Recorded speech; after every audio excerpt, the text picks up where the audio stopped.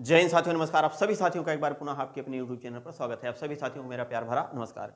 भारतीय इतिहास की श्रृंखला में आज हम लोग जो पढ़ने वाले हैं, पुरास्थलों के बारे में पढ़ने वाले हैं और दोनों पुरास्थलों के बारे में आज हम बहुत शानदार तरीके से, पिछली कक्षा में हम आपको बता चुके थे कि बहुत शानदार तरीके से हम आपको बताने वाले हैं। हड़प्पा के बारे में हम लोग कल पढ़ लिए थे। पहला पुरास्थल हम लोगों का क्या है? हड़प्पा पुरास्थल। और ये रावी नदी के ही तट पर ये पुरास्थल स्थित है। इसका जो बहाव क्षेत्र है वो ये है, ये खोज 1921 में हुई थी, 1921 ईस्वी में, 1921 ईस्वी में। दूसरा सबसे बड़ा पुरास्थल है, ये बड़ा पुरास्थल है। ठीक, यहीं पर ये आपके नगर क्षेत्र हुआ करते थे, अनाज रखने का गोदाम। ये जैसे आज कोल्ड स्टोर होता है, सब्जियां वगैरह जहां रखी जाती हैं। ठीक, अन्नागार के जस्ट बगल में यहीं पे श्रमिक आवास था, श्रमिक आवास। नगर के दक्षिण में जो है कब्र, समाधि पाई गई, कब्र बनी हुई थी जिसका नाम R37 दिया गया और H। ठीक, F और AB नाम के टीले भी यहां पाए गए। F टीले, टीला है। ठीक, मात्र देवी की मूर्ति मिली है, हाथी का कपाल मिला है, स्वास्तिक चिन्ह भी यहां से मिला, इनका प्रमाण मिला है, स्वास्तिक चिन्ह का प्रमाण मिला है। मात्र देवी की मूर्ति, हाथी का कपाल, स्वास्तिक चिन्ह, इन सब का प्रमाण कहां से मिला है? हड़प्पा से। कब्र का प्रमाण मिला है, जो सबसे महत्वपूर्ण यहां बताया गया। समाधि का प्रमाण, समाधि का काल, कंकाल का प्रमाण नहीं मिला है। काले पत्थर की बनी नटराज की मूर्ति का प्रमाण मिला है, काले पत्थर की बनी नटराज की मूर्ति का प्रमाण मिला है, मूर्ति का प्रमाण मिला। ये प्रमुख चीजें जो है यहां से। इसके अलावा जो है यहां से 18 चबूतरे मिले हैं, अन्नागार मिला है, बड़ा सा जो सबसे बड़ी इमारत थी। ये जो पुरास्थल था ये पूरी तरह से दुर्गीकृत था। ये नदी कौन सी है?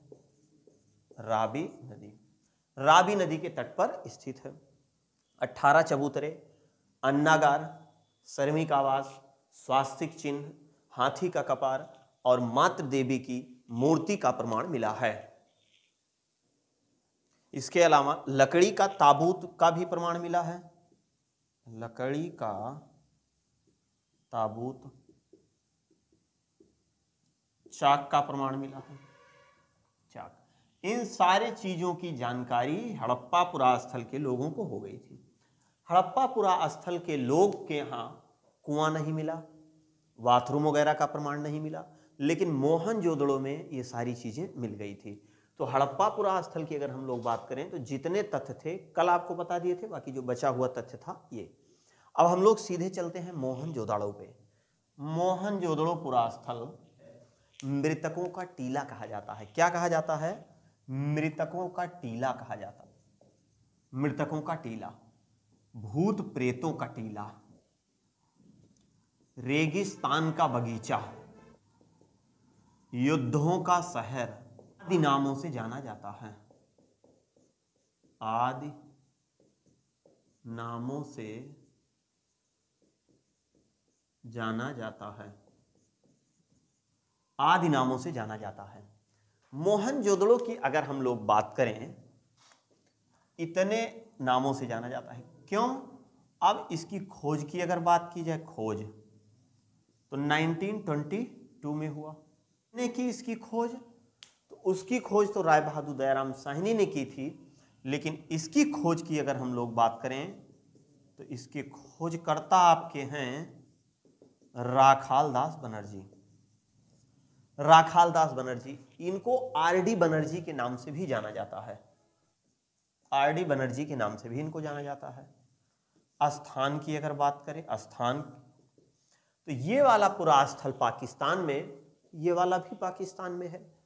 ये रावी नदी के तट पर है, ये सिंधु नदी के तट पर है। ये आपका पंजाब में है, साहिवाल मांटगोमरी जिला में, ये लरकाना जिला में, सिंध प्रांत में है। तो स्थान की अगर बात करें तो लरकाना जिला, लरकाना जिला, सिंध प्रांत, सिंध प्रांत, पाकिस्तान, पाकिस्तान। नदी की अगर हम लोग बात करें, नदी तो सिंधु नदी के किनारे है, सिंधु नदी के दाहिने तट पर, दाहिने तट पर है, नदी के दाहिने तट पर है। इसका नाम मोहनजोदड़ो, अभी पूरा मैप आपको अच्छे से बनाएंगे, पूरा चित्र बना देंगे कहां कहां से यहां से क्या क्या चीजें मिली हैं। ठीक, सिंधु नदी के दाहिने तट पर स्थित है। इसको इसलिए मोहनजोदड़ो या मृतकों का टीला या भूत प्रेतों का टीला या रेगिस्तान का बगीचा कहा गया कि यहां की विशेषता ये थी कि जो है यहां से 21 नर कंकाल पाए गए, अट्ठी दूठी नहीं, 21 नर कंकाल, 21 नर कंकाल पाया गया। टोटल 21 का था पुरुषों का, और जब नर कह रहे हैं तो पुरुषों का था ही, पुरुषों का 21 नर कंकाल।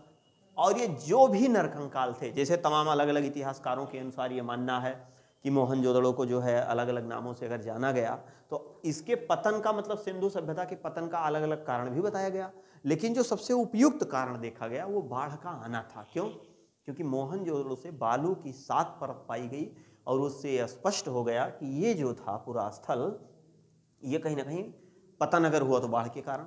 यहाँ जो कंकाल मिले हैं, जितने भी नर कंकाल पाए गए हैं, उनकी एक अंगुली भी नहीं टूटी थी।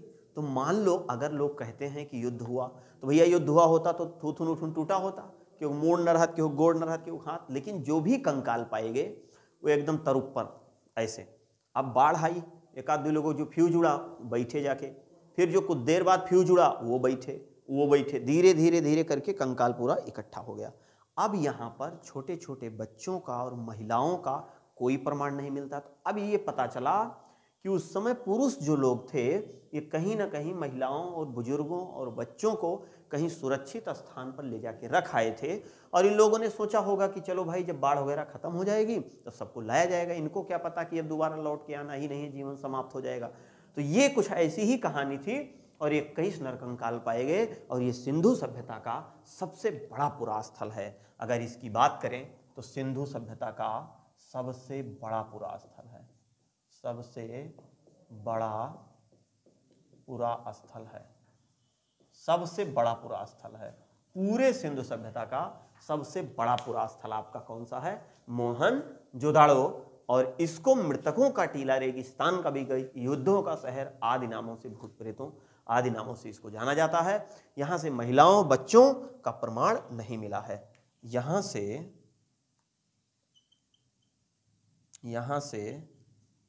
महिला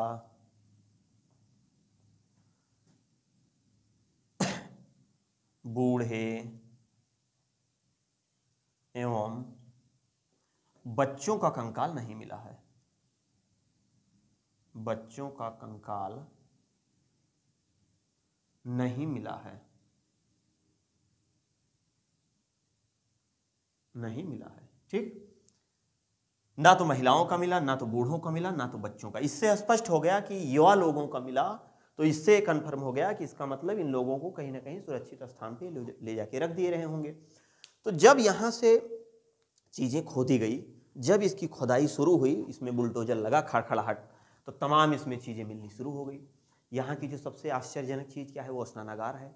स्नानागार की गहराई भी थी, लंबाई चौड़ाई भी थी पर्याप्त। एक बड़ा सा कुंड बना होता था, जैसे आज भी तमाम जगहों पे कुंड देखा जाता है, तो उसी प्रकार कुंड बना था। कुंड में उतरने के लिए सीढ़ियाँ बनी हुई थी। कुंड के किनारे किनारे जो है रहने के लिए आवासीय बस्ती भी बनी थी। 2-3 मंजिले भवन भी पाए गए, पुरोहित आवास पाए गए, तमाम प्रकार के जो है छोटे छोटे साक्ष्य मिले जो आज से वर्तमान से जुड़ी चीज़ें हैं। स्कूल कॉलेज का प्रमाण मिला, यहाँ से अन्नागार का, सभा भवन का प्रमाण मिला, और तमाम और प्रयोग में लाने वाली वस्तुएं मिली।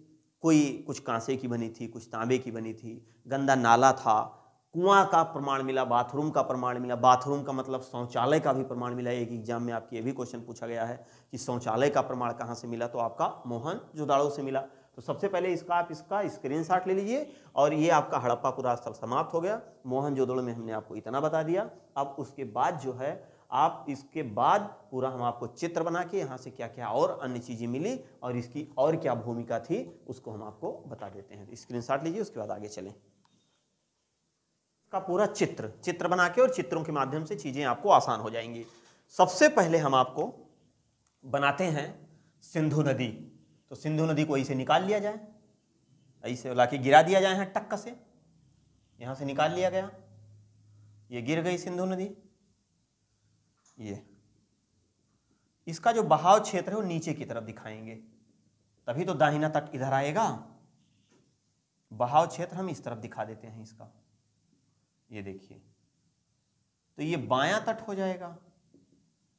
ये बायां तट, जो इधर वाला है ये दायां तट हो जाएगा। और दाएं तट पर जो है ये बसा हुआ है मोहनजोदाड़ो। बाएं तट पे तो आपका चान्होदड़ो पुरा स्थल, जहां कुट्टियां उट्टियां मिली है, पूरा फेशियल किट वो सब इधर है। लाली, लिपस्टिक, सीसा, कंघी, पुट्टी सुट्टी वाला जितना मिला सब यही है। इसी के ठीक सामने था, मोहनजोदाड़ो के ठीक सामने। देखिए, सबसे पहले हम इसमें स्नानागार बनाते हैं, जो सबसे महत्वपूर्ण चीज है। सबसे पहले आपको स्नानागार बना दे रहे हैं। स्नानागार में एसएससी में क्वेश्चन पूछा गया था कि किस तरफ सीढ़ियां बनी थी उतरने के लिए, उत्तर दक्षिण में। ये स्नानागार है बड़ा सा, 2 मीटर गहरा है। तो 2 मीटर गहरा का मतलब ठीक ठाक पानी इसमें आता रहा होगा। यहीं से एक नाला बनाया गया था और इस नाले को ला करके सिंधु नदी में गिरा दिया गया था। इससे यह पता चला कि जब इसका पानी गंदा हो जाता था या जब इसमें पानी ज्यादा हो जाता था तो इस गंदे पानी को ला करके यहां से खोल करके और इसको ला के सीधे सिंधु नदी में गिरा देते थे। ये आपका क्या है, गंदा नाला है। और ये जो बड़ा सा आप देख रहे हैं ये स्नानागार है। ये आपका सबसे बड़ा सार्वजनिक स्थल है ये यहाँ का स्नानागार।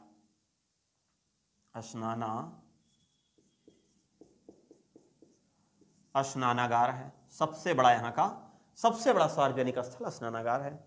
इसके किनारे किनारे जो है कमरे बने थे छोटे छोटे, और इन कमरों में कुआं और बाथरूम का प्रमाण मिला है, शौचालय का प्रमाण। ये इसके दोनों तरफ थे, ये कई कुएं मिले हैं। ये छोटे कमरे और इधर भी हैं कुंड के किनारे किनारे। इसको देख के अनुमान लगाया जाता है कि इसका मतलब ये बड़े पैमाने पे था और ये छोटे छोटे कमरे हैं, कमरे, और यहीं पर कुआं है, कुआं। बाथरूम भी इसी में बना हुआ है, बाथरूम या शौचालय कह सकते हैं आप, शौचालय, शौचालय, बाथरूम और शौचालय का प्रमाण मिला है। छोटे छोटे किनारे किनारे कमरे थे। इसमें यह रहता था कि जो लोग यहाँ टहलने घूमने, क्योंकि ये धार्मिक स्थल है ना, तो जब यहाँ लोग आते थे तो सबको अपना एक एक कमरा अलाट हो जाता रहा होगा कि अपना आराम से इसमें कपड़ा वपड़ा रखें। एक दो, जिसे आप देखिए किसी भी तीर्थ स्थल पे जाइए तो देखिए वहाँ धार्मिक स्थल पे छोटे छोटे कमरे पाए जाते हैं और अपना उसमें लोग 1-2 दिन के लिए रुकते हैं। अब तो भाई उसको लोग गेस्ट हाउस बना दिए हैं, जो है होम स्टे बना दिए हैं और पैसा उस पर तान रहे हैं, और बाकी लगभग हर जगह फ्री में होते हैं। अब मान लीजिए इसमें तो हमारे लोग के लिए मान लिया रहा निरहो गुरहो होता है। अब जैसे कोनो वीआईपी आदमी आ गया, कोई अधिकारी आ गया, कोई मंत्री वगैरह आ गया उस समय, तो उसके लिए वीआईपी मंजिला 3 मंजिला भवन बनाया गया था, जो इसके ठीक उत्तर दिशा में था, इसके ठीक उत्तर दिशा में, और 2 लाइन में बनाया गया था, एक लाइन में नहीं 2 लाइन में, 1 मंजिला नहीं 3 मंजिला भवन, ये 2 लाइन में। वीआईपी लोग इसमें रहते थे, वीआईपी के रहने का। और इस पे चढ़ने के लिए सीढ़ियां बनी थी, इसका भी प्रमाण है। तो ये 3 मंजिला भवन है,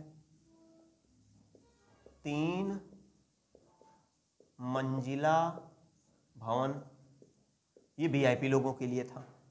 अब भैया जो यहाँ लोग आते रहे होंगे तो वो पंडित जी की भी जरूरत पड़ती थी, तो जब पंडित जी की जरूरत पड़ती थी तो पुरोहित आवास था, ऐसे बढ़िया गोल के मुंडी में बना था और यहीं से झंडी निकली हुई थी।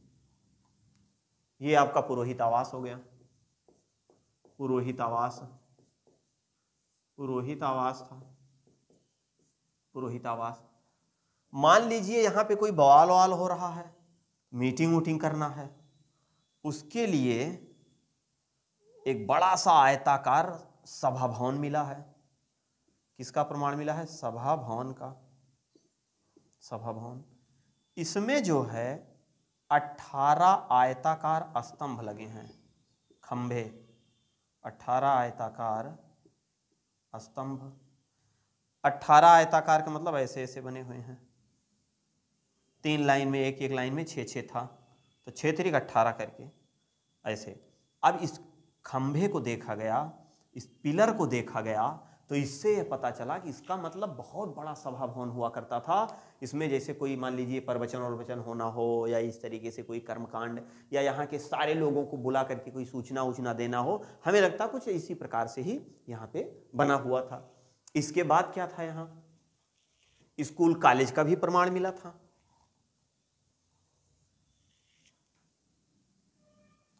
स्कूल कॉलेज का प्रमाण मिला था।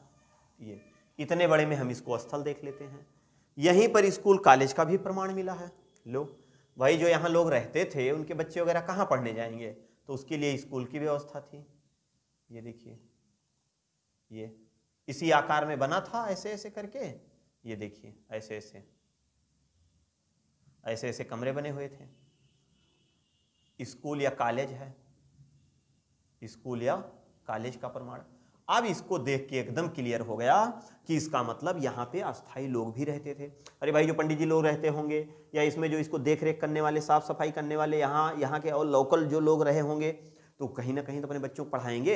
अरे भाई, इसका प्रमाण वहाँ से मिलता है जब आपकी धौलावीरा पुरास्थलों से 10 अक्षरों की लिपि मिलती है। तो 10 अक्षरों की लिपि से ये पता चलता है कि सैंधववासी पढ़े लिखे थे, और यहाँ से स्कूल कॉलेज का प्रमाण मिला है, स्कूल कॉलेज का प्रमाण मिला है। दूसरी सबसे बड़ी उपलब्धि यहाँ से क्या थी कि अन्नागार का भी प्रमाण मिला है। ये अन्नागार का प्रमाण, अन्नागार का प्रमाण तो आपका हड़प्पा से भी मिला है, सबसे बड़ी वहाँ की वही इमारत थी। यहाँ से भी अन्नागार का प्रमाण मिला है, यहाँ से भी गोदाम वगैरह हुआ करते थे। ये आपका है अन्नागार, अन्नागार अनाज रखने का भंडार, अनाज रखने का गोदाम। बाकी आप देख ही रहे हैं, सभा भवन है। ये आपका अन्नागार हो गया। कहने का मतलब है कि जो लोग यहाँ पर रहते थे, वो उनके रखने के लिए, भोजन को कुछ दिन तक, दाल चावल को रखने के लिए कोई व्यवस्था होनी चाहिए, वो व्यवस्था यहाँ पे देखने को मिली। इसके बाद क्या था? एक तांबे की छड़ मिली है, तांबे की पतली सी छड़ मिली है ऐसे, और इस छड़ पे कच्चा धागा लिपटा हुआ है ऐसे। ये तो ये आपका है कच्चा धागा, कच्चा धागा है। और ये क्या है? तांबे की छड़ है, तांबे की छड़, तांबे की छड़ है। इसको देख के अनुमान लगाया गया कि इसका मतलब ये था कि इसका मतलब कि ये लोग सूती कपड़ा भी बनाते रहे होंगे। कच्चा धागा है, कच्चा धागा मतलब रुई रहता है।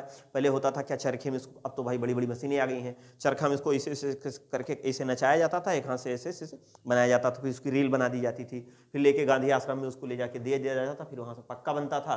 फिर आज भी खादी ग्रामोद्योग के जो कपड़े या जो चादर बने हुए हैं, वो जितने ही पुराने होते हैं उतनी ही उनकी चमक बढ़ती जाती है। सूती कपड़ा का भी प्रमाण मिला है। अब भाई देखिए, इसका मतलब ये लोग कपास वगैरह भी जान गए थे। जब सूती कपड़ा का प्रमाण मिला है तो इसका मतलब कपास वगैरह के बारे में जानते रहेंगे, उसी से तो बनेगा सूती कपड़ा। अब ये सूती कपड़ा का भी प्रमाण मिला है, सूती कपड़ा, सूती कपड़ा का भी प्रमाण मिला। अब इसके अलावा यहाँ से जो और सबसे बड़ी चीज मिली है, वो आपकी मिली है नर्तकी, डांसर का भी प्रमाण मिला है। लो भैया, डांसर का भी प्रमाण मिल गया। अब डांसर का प्रमाण मिला, ऐसे कंकाल मिला। इसका मतलब भैया तमंचप डिस्को भी होता रहा होगा यहाँ। ये देखिए, एक कमर पे हाथ रखी है और एक सर पे, ठीक। अब ये बढ़िया सा तमंचप डिस्को भी चल रहा था, टक टक टक टक करके। अब इससे ये पता चल गया कि ये नर्तकी है, नर्तकी। अब ये जो नर्तकी बनी है, ये किसकी बनी है, एग्जाम में पूछा जाता है, तो कांसे की बनी थी। किसकी बनी थी? कांसे की। हमने आपको पहले ही बता दिया था कि जो सिंधु घाटी सभ्यता है, वहाँ पे कांसा धातु जो है बड़े जबरदस्त तरीके से लोग प्रयोग करना शुरू कर दिए थे। तो कांसे की बनी नर्तकी का प्रमाण मिला है। कलेचर का प्रमाण मिला है, कलेचर मतलब जो बाल में लगाया जाता है बाल को रोकने के लिए, कलेचर का प्रमाण मिला है, जिसको हेयर पिन कहते हैं। तो हेयर पिन का भी प्रमाण मिला है, हेयर पिन का भी प्रमाण मिला है, हेयर पिन का प्रमाण मिला है। ये हेयर पिन ये भी कांसा की बनी थी।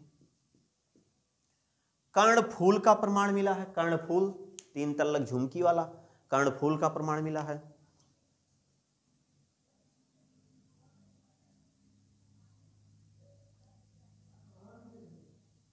कर्णफूल का प्रमाण मिला है, कर्णफूल का प्रमाण है। ये देखिए कर्णफूल का प्रमाण, कर्णफूल का प्रमाण, कर्णफूल का प्रमाण मिला। ठीक, कर्णफूल का प्रमाण मिला। तो कहीं ना कहीं इन सारी चीजों के साथ जब ये देखा गया आज की चीजों से जोड़ के, तो ये पता चला कि इसका मतलब उस समय का मानव बहुत ही आगे था, और जब बहुत आगे था तो यहाँ की स्थिति थी। यहाँ से कब्र का प्रमाण नहीं मिला है, तो कब्र का प्रमाण नहीं मिला है, लेकिन कंकाल खूब ढेर सारे मिले हैं। कंकाल मिले हैं, 21 नर कंकाल पाए गए हैं, 21 नर कंकाल।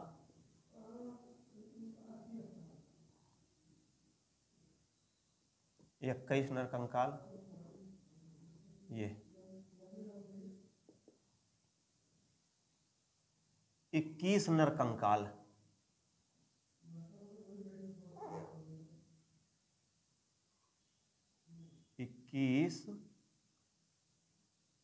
नर कंकाल,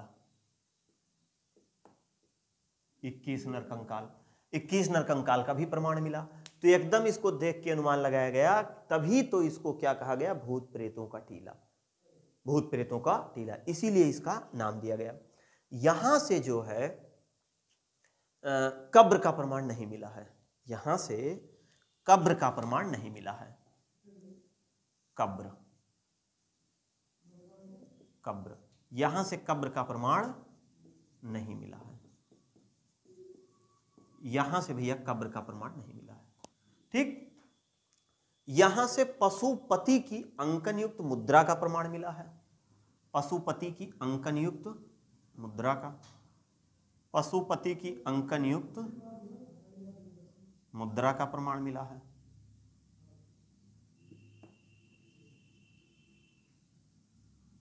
पशुपति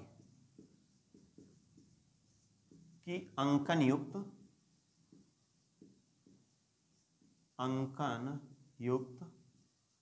मुद्रा का प्रमाण, मुद्रा का प्रमाण, मुद्रा का प्रमाण मिला है। जिसके दाहिने तरफ, जिसके दाहिने तरफ, जिसके दाहिने तरफ, दाहिने तरफ बाघ एवं हाथी का चित्र है, हाथी का चित्र, और बाईं ओर सांड और भैंसा का, भैंसा का। चौकी के नीचे 2 हिरण खड़े दिखाई दे रहे हैं, 2 हिरण चौकी के नीचे, चौकी के नीचे, मतलब 2 हिरण यहां पे दिखाई दे रहे हैं, और एक तरफ दाएं तरफ ये मुद्रा 2 बनी है और बाएं तरफ 2 मुद्रा बनी है। ये मुद्रा भी पूछा जाता है दाएं बाएं तरफ कौन कौन सी थी, है ना। तो एक तरफ आपकी बाघ और हाथी थी, भाई ये लोग ज्यादा बलशाली होते हैं, दाएं हाथ में लोगों को ज्यादा ताकत भी होती है एक तरह से। तो ये हाथी और बाघ, और इधर बैल या भैंसा या सांड एवं भैंसा का प्रमाण मिला है। ठीक, तो इससे आपको ये पता चला कि यहाँ से क्या क्या चीजें मिली। चलिए, तो अब इसमें क्या था कि ये सारी चीजें आपको यहाँ से मिली। कब्र का प्रमाण नहीं मिला है, ये लोग लोहा से परिचित नहीं थे, ये लोग तलवार से परिचित नहीं थे। ये भी बताया जाता है कि युद्ध की गतिविधि का भी कोई प्रमाण नहीं मिला है, क्योंकि युद्ध की गतिविधि, अब लेकिन यहाँ पर युद्धों का शहर केवल नाम दिया गया है, बाकी इसको, बाकी ऐसा नहीं था। पूरे सिंधु सभ्यता की बात करें तो सबसे बड़ा पुरा स्थल है, अर्थात इसको सबसे बड़ा शहर की संज्ञा दी गई। इस पुरा स्थल को जो है सबसे बड़े शहर की संज्ञा दी गई है, सबसे बड़ा शहर की संज्ञा, सबसे बड़ा शहर की संज्ञा प्राप्त है। अगर हम लोग बात करें कि ये जो पूरा स्थल है, यहाँ की जो सबसे महत्वपूर्ण चीज पाई गई, जो सार्वजनिक था, वो स्नानागार था। यहाँ से जो सार्वजनिक स्थल पाया गया, सार्वजनिक स्थल, सार्वजनिक स्थल, वो आपका क्या था? स्नानागार, स्नानागार, सार्वजनिक। मार्शल ने इसे, सर जॉन मार्शल ने, सर जॉन मार्शल द्वारा इसे आश्चर्यजनक बताया गया, आश्चर्यजनक बताया गया, आश्चर्यजनक बताया गया, आश्चर्यजनक। स्टुअर्ट पिगट ने कहा, एक इतिहासकार हैं स्टुअर्ट पिगट, स्टुअर्ट पिगट साहब ने ये कहा कि जो हड़प्पा है और मोहनजोदड़ो है, भाई इन्होंने पूरे जितने भी पुरास्थल पाए गए सारे पुरास्थलों का इन्होंने अवलोकन किया। तो इतिहासकार स्टुअर्ट पिगट का कहना है कि जो सिंधु सभ्यता, इसकी कोई एक केंद्र बिंदु अगर हम लोग माने तो हड़प्पा या मोहनजोदड़ो को ही मानेंगे। तो इन लोगों ने कहा कि अगर देखा जाए हड़प्पा भी अपने आप में भाई विकसित था और मोहनजोदड़ो भी अपने आप में विकसित था।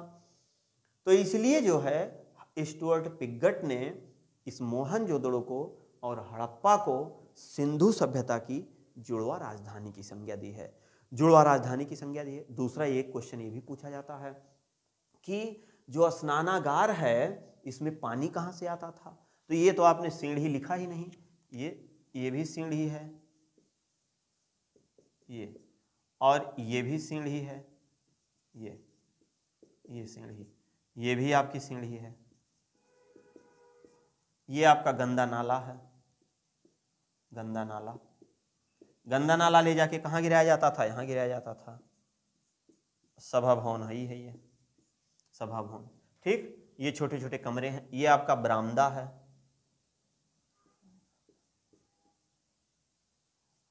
बरामदा है, इधर भी बरामदा, कुआं है, बाथरूम एवं शौचालय का प्रमाण नर्तकी का है, मूर्ति का प्रमाण भी, नरकंकाल का सूती कपड़ा, तांबे की एक छड़ मिली इसमें कच्चा धागा, स्कूल कॉलेज, 3 मंजिला भवन, इधर आपका कर्णफूल, हेयर पिन कांसे की। मार्शल ने सार्वजनिक स्थल स्नानागार को सबसे आश्चर्यजनक बताया।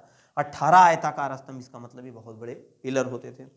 तो यहाँ पर जो था एक क्वेश्चन ये पूछा जाता है कि जो हड़प्पा और पुरास्थल ये है, ये तो सब सही है, लेकिन पूरे सिंधु सभ्यता में 2 ऐसे कौन से व्यक्ति हैं पुरातात्विक खुदाई जिनके निर्देशन में हुई, वो भारतीय हैं?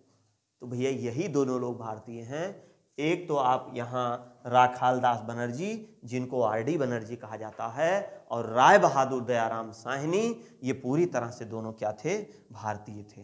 ये भारतीय पुरातात्विक थे, भारतीय पुरातात्विक, ये भारतीय पुरातात्विक थे। राखाल दास बनर्जी भी भारतीय पुरातात्विक थे, और आपके जो राय बहादुर दयाराम साहनी वो भी। जब इन दोनों ने मेहनत करके और एक ट्रैक तैयार कर दिया खुदाई करने का, सर्वेक्षण का, उसका पहचानने का। अंग्रेजों, ओ माय गॉड, उनको तो चट्टा को पता नहीं कहा जाता था भाई, अंग्रेजे उस समय अंग्रेज को जमाना था, लेकिन कहीं ना कहीं ये लोग भारतीयों का ही सहारा लिए। शायद अगर भारतीयों का सहारा ना लिए होते तो इतनी ज़्यादा इनकी व्यवस्था ना हो पाती। जब इन लोगों को लगा कि नहीं अब तो हम लोग कर ले जाएंगे, तब ये धीरे धीरे धीरे धीरे करके अपने जो है ये क्या करना शुरू कर दिए, जो है खोजकर्ता लाना शुरू कर दिए, और फिर उनके आधार पे खुदाई, तमाम अंग्रेजों के आधार पे खुदाई। लेकिन ये 2 ऐसे हैं, एक आरडी बनर्जी और एक उधर दयाराम साहनी, ये दोनों ऐसे पुरातात्विक हैं जो क्या थे कि भारतीय थे। एक और क्वेश्चन यहाँ पूछा जाता है कि वो कौन से भारतीय पुरातात्विक थे जो सिंधु सभ्यता या हड़प्पा के महत्व को नहीं समझ पाए थे? तो वो थे अलेक्जेंडर कनिंघम साहब। भले उनको भारतीय पुरातत्व का जनक माना जाता है, लेकिन वो इसकी पहचान नहीं कर पाए, है ना, इसकी पहचान वो नहीं कर पाए। तो ऐसे कौन से पुरातात्विक थे जो इसके महत्व को नहीं समझ पाए थे? तो अलेक्जेंडर कनिंघम जी थे जो इसके महत्व को नहीं समझ पाए।